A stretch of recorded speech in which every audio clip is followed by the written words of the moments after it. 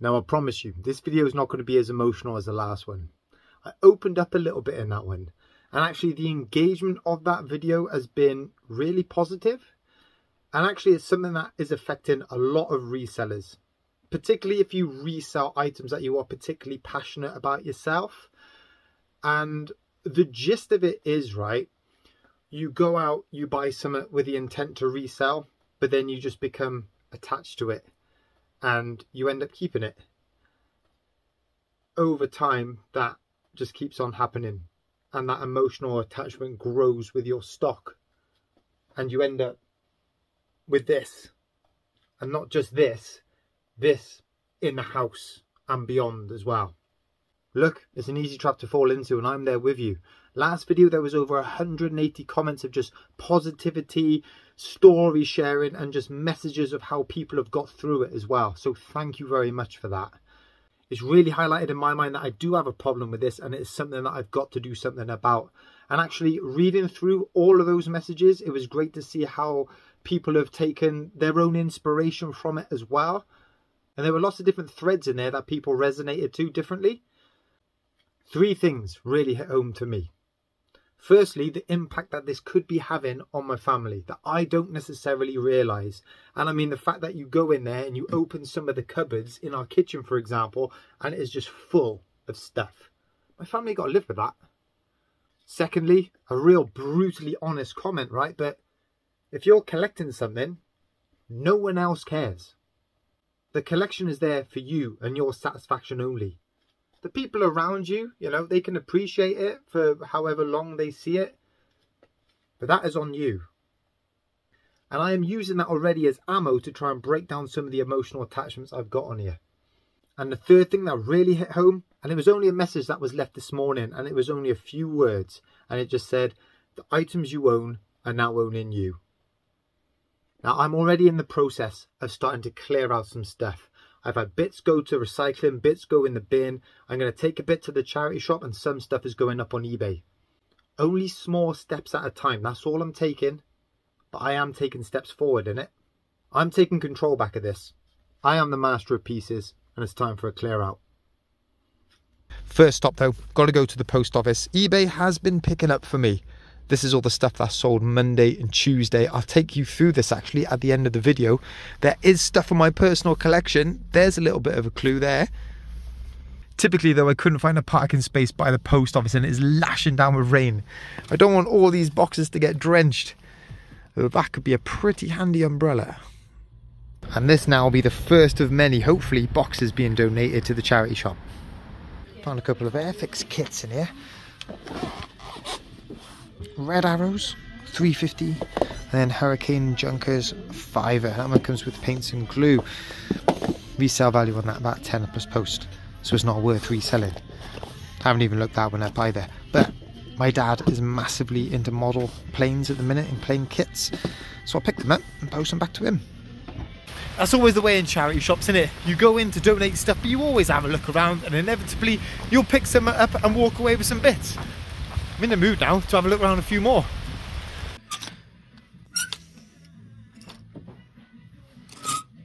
That's a throwback. Who remembers JNCO? JNCO jeans. £2. Size XL, it's really bobbly. Oh, I don't know, it is proper bobbly in there.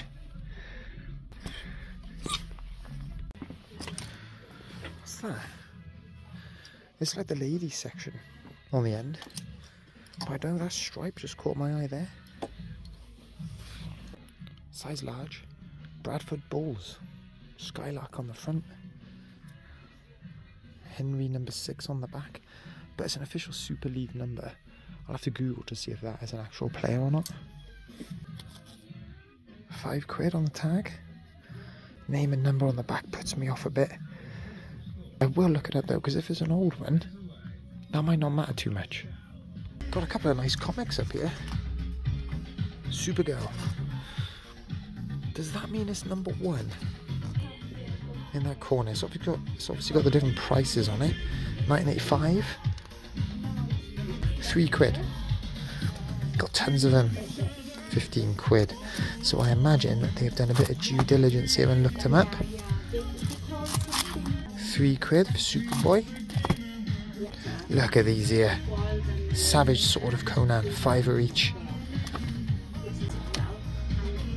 So I took Supergirl to the till and she said everything with a sticker on it is 10p. So I had to get that for 10p, didn't I? And then these were only 10p as well. Superboy, this is number 2 in the series. Then Secret Origins of Superheroes here. I did go back and pick up this JNCO top. I looked at sold listings and some of them are absolutely crazy. Even though the condition is all bobbly. 2 quid? Just seen that's coming off. Is that meant to be coming off? Maybe not. Anyway, 2 quid. And then, behind the till, there was this Build-A-Bear Pokemon. This is Sylveon.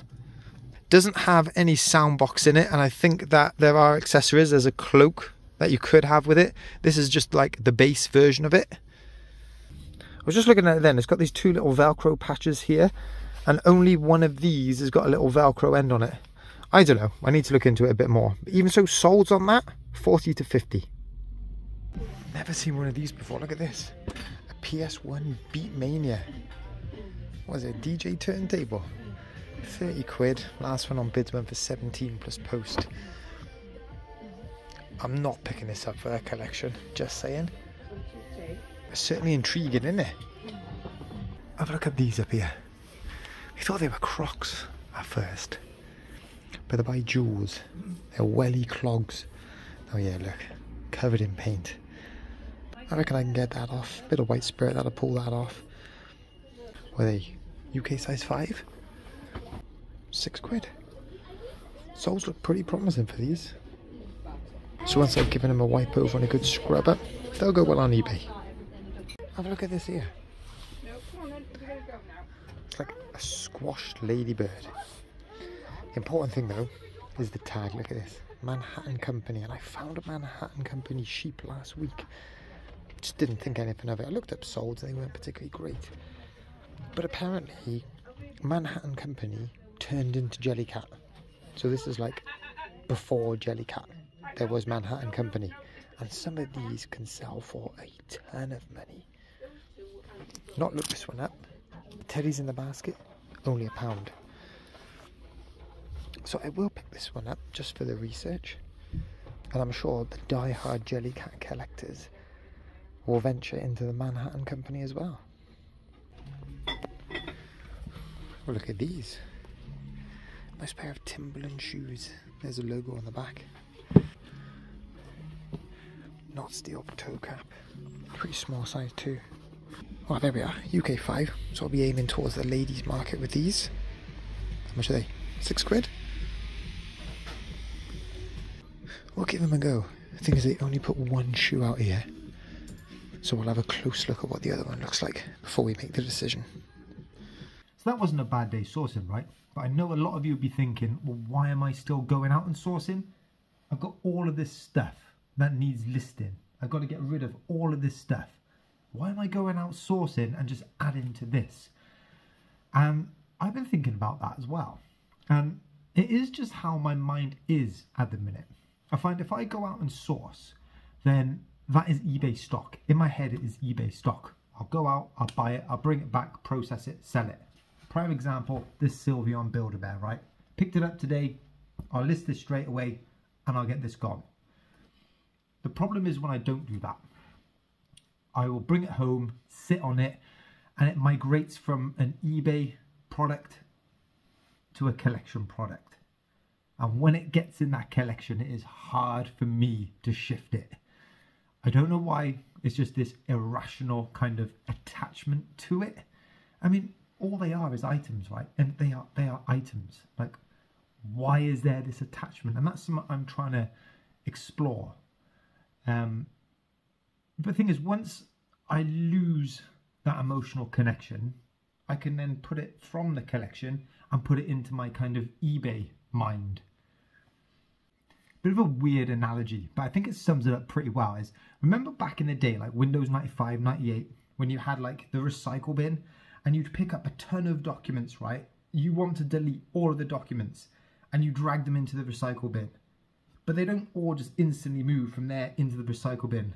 You kind of have that little loading screen that they move like one document at a time into that bin. That is how this is for me. I've selected this all and I want all of this to go in and be eBay stuff. But it is just going to move one thing at a time. As I break those emotional kind of bonds with those items, they will eventually move into that eBay thing. And I know they will. They all will. I just need my mind to catch up and for them to do that. And the thing is, I want this to stick.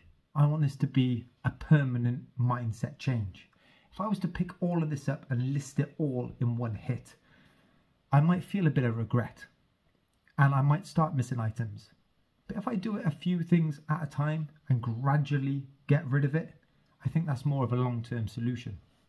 How many items did I pick up today actually? 8, 9, 10, something like that? Well, actually at the minute we are listing about 40 items a week. So all the stuff I picked up today is going to be listed pretty quickly. And this is all that I am actively sourcing per week, unless I find something on Facebook Marketplace. So really, that's 30 items a week I'm already chipping away into of this and stuff in the garage as well. So even though I am still going out sourcing, the bulk of my stock that's hitting eBay is stuff I've already got. Let me take you through a few eBay sales. In fact, these sales were all from Monday and Tuesday. And the first couple, right, Harry Potter theme.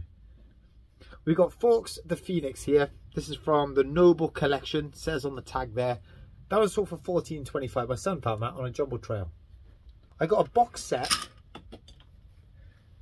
of Ted Smart Harry Potter books. These are the first 3, all hardback. Comes in this nice case here as well. I had this up in the loft, right? I was thinking that, keep that, bit of a collection for the future. Could maybe accumulate in value over time. And when my boys get to the reading age of this, they've got a nice set. Well, the thing is, I've already accumulated all the Harry Potter collection on our bookshelf anyway. So what's the point of having that? Looking at solds, you're looking at about 45 quid. Up to 50 maybe. They aren't first edition, they're second, third edition, something like that.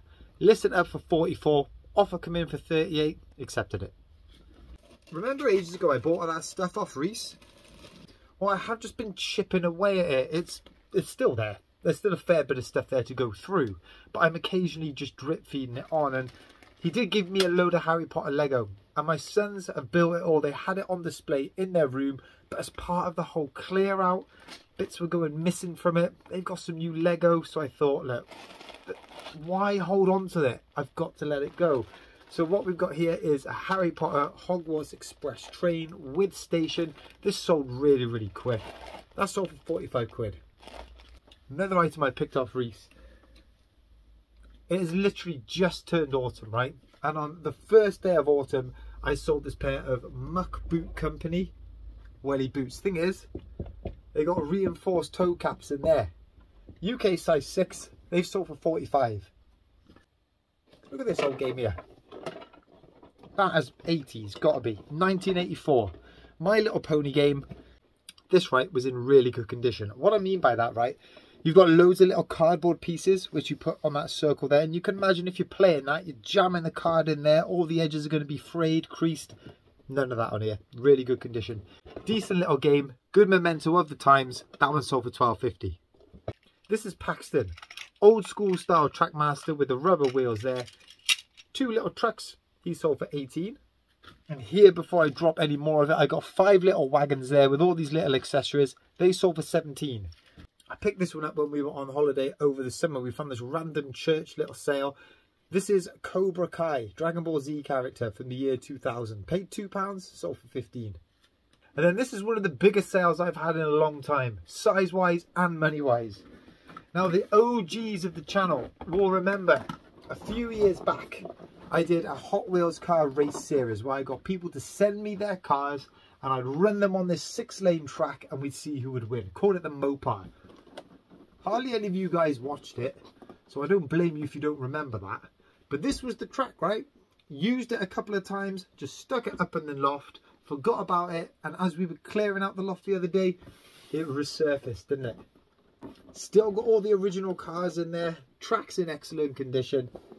This, right, is pretty sought after.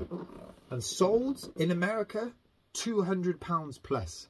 I listed this up for 135 and it sold the next day. The buyer was really, really keen. The buyer told me this is going to his son for his birthday. Don't mind letting that go for that.